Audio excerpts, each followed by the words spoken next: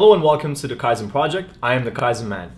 Today's video is about how to 10x your creativity or how to increase creativity. Creativity is something that people think is something you're born with, it's something innate or genetic, but that's not the case. Creativity is definitely something that you can learn, you can develop, and actually practice and get better at over time. So before we talk about how you can increase your creativity, let's first talk about what creativity is and where it comes from. Creativity is making connections based on the experiences and the knowledge that you have and coming up with new ideas. Creativity comes from intelligence. Now, intelligence is not your IQ, it's not your intellect, but rather it's broken down into these three things. The three things that intelligence comes from is first, your experience. Record your thoughts, record your ideas, kind of what you're going through day to day. And when you record that, it crystallizes your thought into physical form and it's easier to remember things that way. The second component of intelligence is your ability to analyze. I suggest reading, and reading will definitely help you understand concepts. But here's where you can really increase your ability to analyze is by reading about concepts that are outside of your current level of expertise or knowledge. Because the more new concepts you're able to read and understand, the more you're able to analyze material, and that's going to make you more intelligent. I'll give you an example here.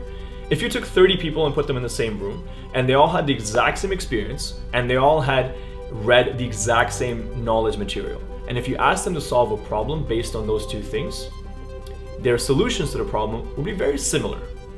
Now, if you put one person in that room who's had a completely different life experience, who's read completely different material, ask them to solve the same problem, their solution to that problem, it will be radically different from the rest of those people in that same room. And that is where your experience and your ability to analyze comes into play. And the third part of intelligence is innovation. And innovation and creativity are like two sides of the same coin. And how I define innovation is your ability to make connections between ideas based on themes.